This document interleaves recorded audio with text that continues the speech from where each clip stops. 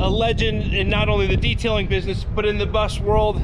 Yvan, how you doing today, sir? Great, yourself.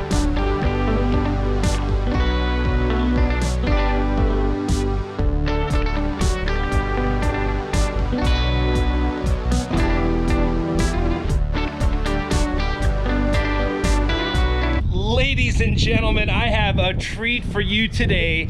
I just ran into the Lacroix Cruiser and the legendary Yvan Lacroix.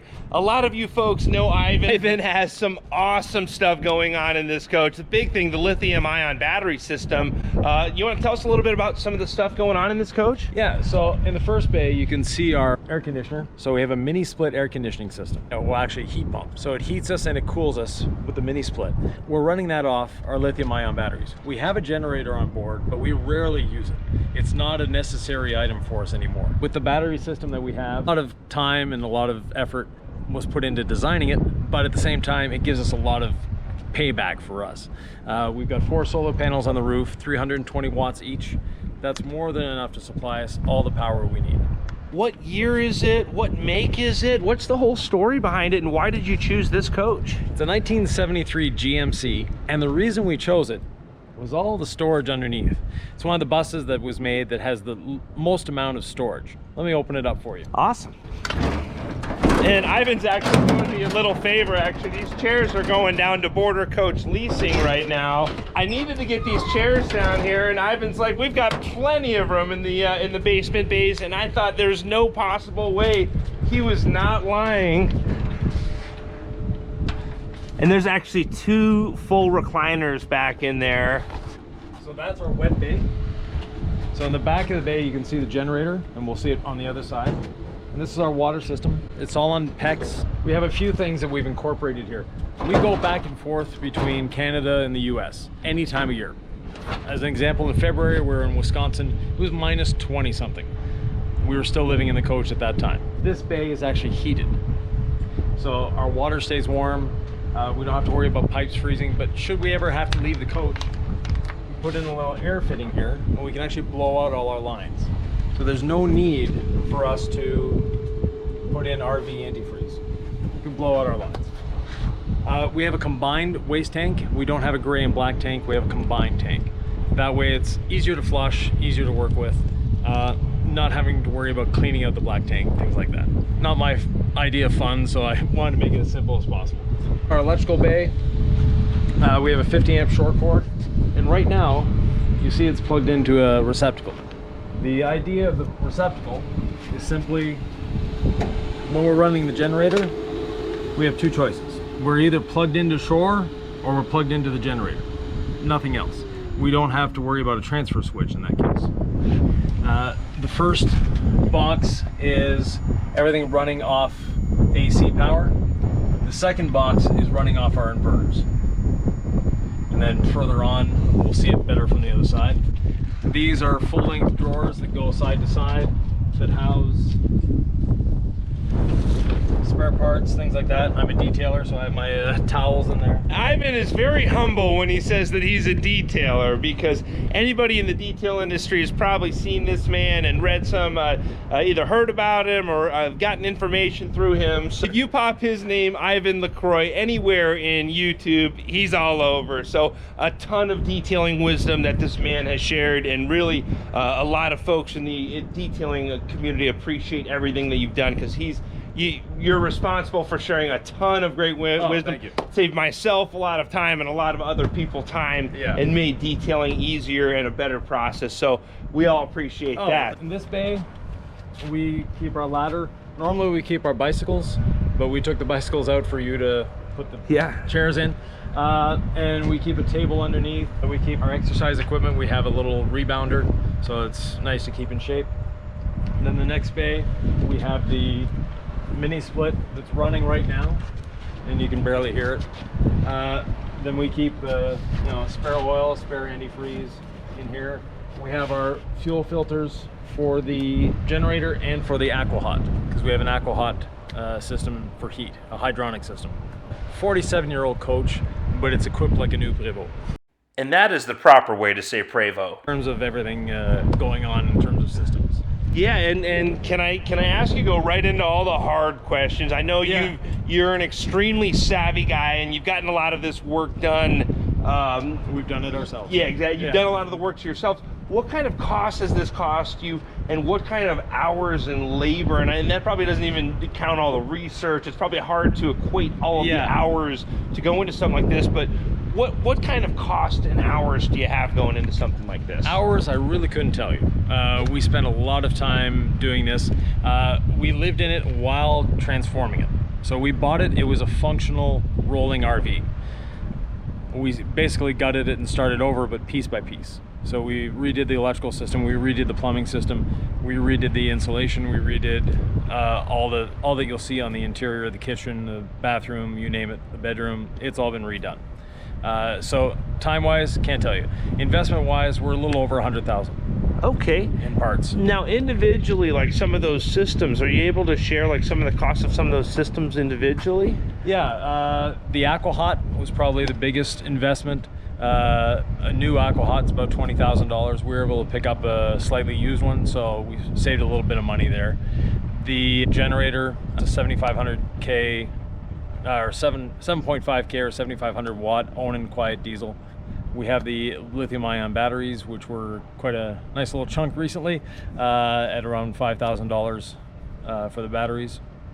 And then solar panels and that whole system, what did that set you back, if you don't mind me asking? Solar panels, if you do it yourself, it's not that bad. The panels themselves were around $300 each, and then the controllers, I think they're around $200 each. And we have 3 solar controllers. We broke the system up into zones, so if we're ever parked by a tree, we can, it'll kill one panel because of the tree, but it won't kill the rest. The inverters, we have 3 of them. We have a 2,000 watt modified sine wave inverter that does things like the fridge and non-electronic items. And then we have 2 3,000 watt pure sine wave inverters. One of them is dedicated strictly to the heat pump, and it acts as a spare. So if we ever have one of our inverters go down, we can live without the heat pump. That's not a big deal. So in doing so, we can unplug the heat pump, plug in whatever is in the other inverter, and keep going. We use 30 amp plugs to plug in the inverter, so we can plug and play at any time. It takes 5 seconds to switch over from one to the next, and we're still on the road. Since this is our full-time residence, we need it to be functional at all times. And I travel and work at the same time. We go from detailer shop to detailer shop teaching. In doing that, we have to be able to get from point A to point B reliably, safely, and without breakdowns. So that's why we have multiples of everything. The only thing we don't have a multiple of is air conditioning. But heating, we have 4 ways of heating the bus. We have 4 ways of getting electricity to the bus. So we're not going to be stopped because one little thing broke down. Bay. We have our spare oil. We have our coach batteries. We have a little air compressor. Should we want to air the compressor or air the coach up without starting the engine because it's not exactly quiet, we can do it with this instead. Behind it is the AquaHot system. AquaHot is quite a large hydronic heating system. Does a great job. I mentioned earlier we were minus 20 degree temperatures in Wisconsin this winter. It was 74 degrees inside the bus. This side of the bay where you have your chairs, this is our outdoor entertainment bay. So I've got a smoker, I've got a griddle and a grill. We have propane on board for these items and our cook stove. Those are the only things that use the propane, and the water heater. Nice. And chairs and things like that. It's our tool bay, and in this bay we have the solar controllers. 2 of the inverters there, and there's one on the ceiling of the bay. And same thing with the inverters. There's one on the ceiling of the bay as well. And then all our wiring. We have no wiring hidden inside the walls anywhere. All the wiring is accessible either on the bottom of the bays here or in wire chases throughout the bus. If there's ever a wire that goes down, not a problem, we can find it. We don't have to tear a wall apart. The other thing is everything has its own circuit. Be it if it's just one light bulb, it still has its own circuit. That way if we have a fault, we know exactly where to go, how to get at it, and fix it. Nice. Then this is our generator, our water tanks. So we're full of water, and the other one is empty. The generator is on the slide out. And it just slides out. A lot of the same equipment. A lot of the same equipment that you see in a lot of the nicer buses. I mean, you've got it all right here. This is really cool. Now, I've seen some photos on Facebook of this coach, of the inside of this coach, and I'm really looking forward to seeing the inside of it because you've done a couple things to the inside from what I've seen. So yeah, come on in. All right.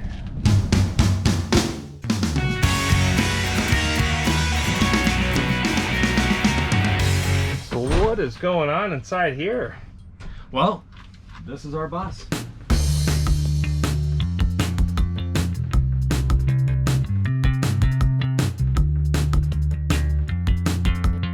So you want to tell us a little bit about, I want to check out the remodel, but do you want to tell us a little bit about the cockpit area? I see you've got a Pioneer stereo here. I love the school bus style steering wheel there. Yeah, well that's actually the original wheel to the bus.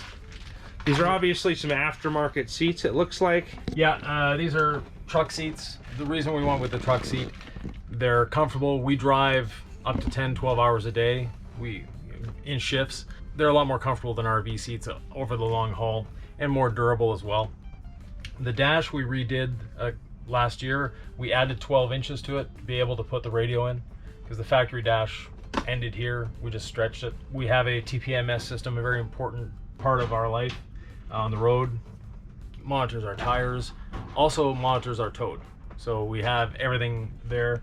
We put in new gauges when we redid the engine last year. So nice. Yeah, nice. And we have a backup camera as well. Allows us to, I put it basically where you have a standard car mirror, so it's a natural reflex to look at it. Yeah. It's not in an odd spot. Yeah, no, that's awesome.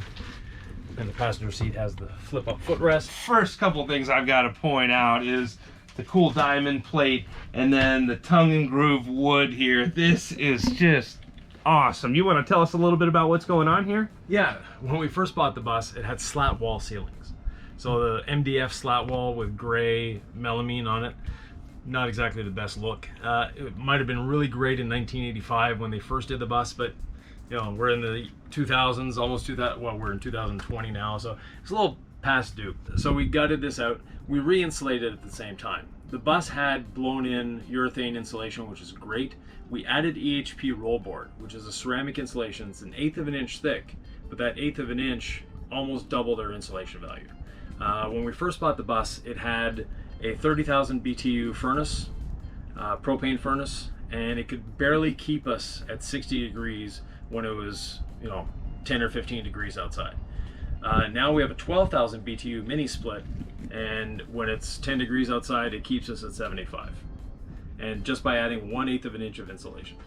So that made a huge difference. I'll even add to that too. It's 90 degrees outside here in Arizona right now. It is hot outside, and I'm impressed with how cool. I'll be honest, when I first walked into the bus, I was like, that's a 50. Well, how old is this bus? 50 years old or so? 47 years old. It's a 73. Yeah, almost 50 years old. I thought it was going to be a lot warmer in here, and I am extremely impressed with how insulated and how cool it is. This is actually really holding it well. So. Yeah, most of the windows are double pane, so that helps with the temperature as well. The HP roll board, it's on the floors, it's on the walls, it's on the ceilings. The whole tunnel is done in the roll board. Just the two of us living in the bus. The bus we had before would sleep 7. This one sleeps 2. You can sleep 1 on the dinette. We have 5 grandchildren, so we take 1 grandchild at a time. Storage wise, a bus always needs, or an RV, whatever, the more storage you can get, the better. So we have up here these little bins all the way along.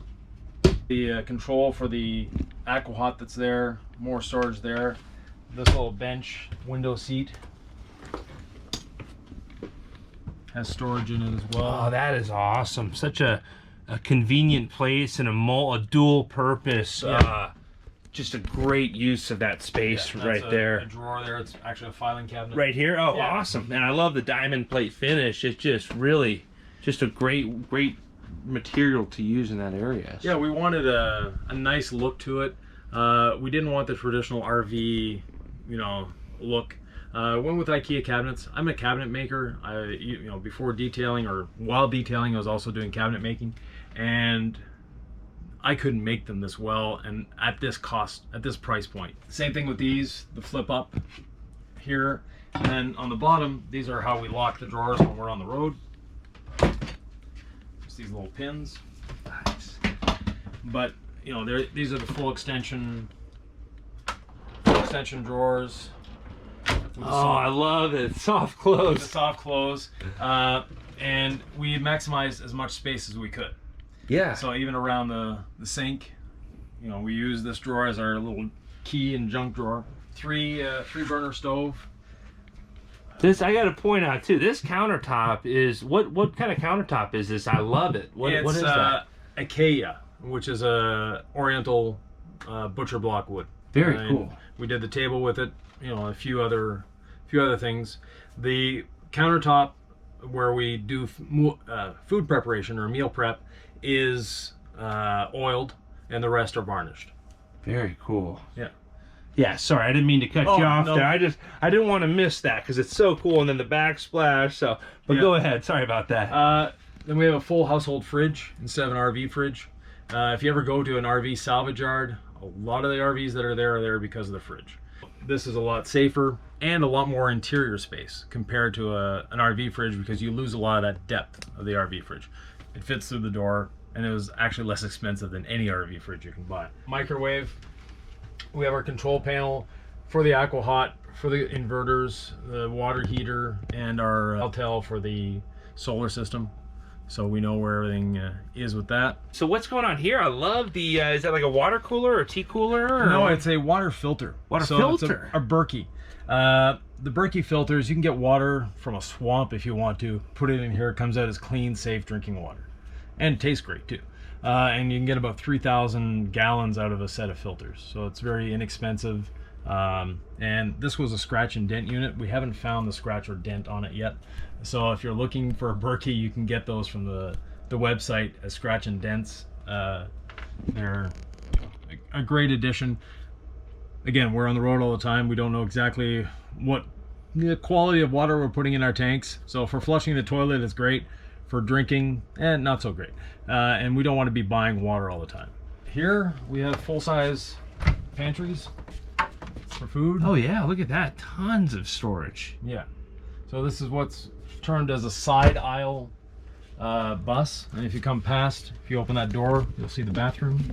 Yeah, and I'll point out too, I like the smell. You can really smell the wood. It's so fresh, it gives it a nice smell. Whoa. I did not expect this for the bathroom. I mean, literally, this looks like a Ritz-Carlton bathroom inside of this vintage bus. This is absolutely incredible. So we had a bit of a confined space. We wanted to make the most of it. You're not seeing Andrew right now, but he's ducking a little bit. This is a bus made for someone that's 6'1" or less. And being a side aisle, the roof of the bus is quite rounded. So when you're standing in the center, you've got a lot of room. When you're standing on the edges, no room. That's why the shower is in the middle. It gives me room to have a shower and stand up. Over here, we have a vanity. We went with ceramic tile. We found this little sink in IKEA. Liked it, so that's what we went for. We used to have a washer dryer combo in here, and we actually didn't like it. The RV washer dryer combos take a lot of power, a lot of water, and a lot of time. So we do a date night, go to a laundromat, and do that every 2 weeks. So okay. Standard RV toilet. We have a little privacy glass here, so it's actual real stained glass. And we went for a ceiling finish that was a little unorthodox. The galvanized sheet metal. Just thought it would be a nice little change and a little different than everything else that's in the bus, being the tongue and groove pine. Oh, totally great compliment to just tie everything together. That really pulled it all together. You did a great job with this bus.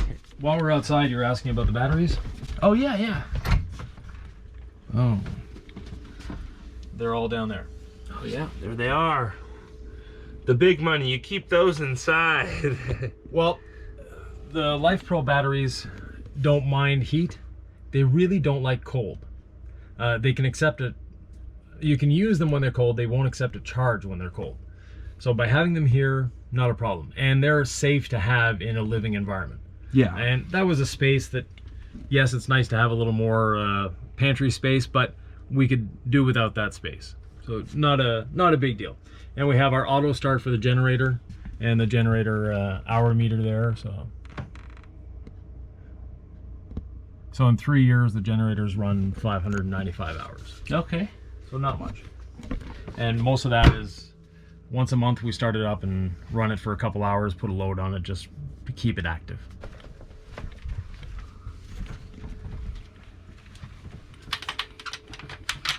So bedroom, we have drawers underneath the bed that lock for going down the road. The back here, because the slant of the bus, we made a dresser basically there. Yeah. So all our folded clothes is there. Spare blankets, should we need them. Yeah. Up here. And the whole length of the bus is this wire chase. So this is one of our wire chase that goes full length of the bus. Nice. And the stainless steel is just Velcroed on, so we can pull the stainless steel off, get access to the wires quite easily, and then pop it back up. Very, very great, you know, well thought out, just use of the space. And then in the bedroom, we have a full hanging closet. And in the back of the closet, we put a little room air conditioner. Now it exits into one of the bays below, but the reason for this room air conditioner is we can section off the bedroom and just cool the bedroom. So if we're in a really hot night that's, you know, 95, 100 degrees with high humidity, we don't have to cool the whole bus, we just cool the bedroom. And that way, again, we can run it off the batteries, not have to start the generator, not make any noise, and we sleep a lot better too. The tongue and groove pine is something that we'd done in our previous coach. We like the finish. It's lightweight, it's easy to do. So we pre-varnished it before putting it up. That way both sides are varnished so it won't cup and it won't change with the humidity, because we go from hot to cold and humid to dry, etc., etc. It's put up with, there's a 1/4 inch plywood behind it, and then it's put up with brad nails just nailed into the tongue and groove. So you don't see the nails, but that's what's holding it up. On the walls and on the ceiling, it's nails plus glue. Just to make sure it stays there. yeah, nice. Ivan, I cannot thank you for letting myself and the folks out on YouTube see your awesome coach. Thank you, sir. Really one of the coolest coaches I've seen. Just the style, the whole overall deal. You knocked it out of the park with this. How can folks follow you, and you know, folks that are interested in your whole story, how can they find you? For the detailing aspect, look up my name, Yvan Lacroix, and it's spelled YVAN LACROIX.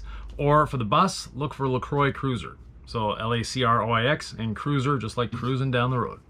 Greatly appreciate all of you watching today's video. I hope you're all having a great day, and make sure to subscribe if you want to see more cool stuff like this and meet more cool people like this. And thanks again. wait, don't forget to hit the notification bell.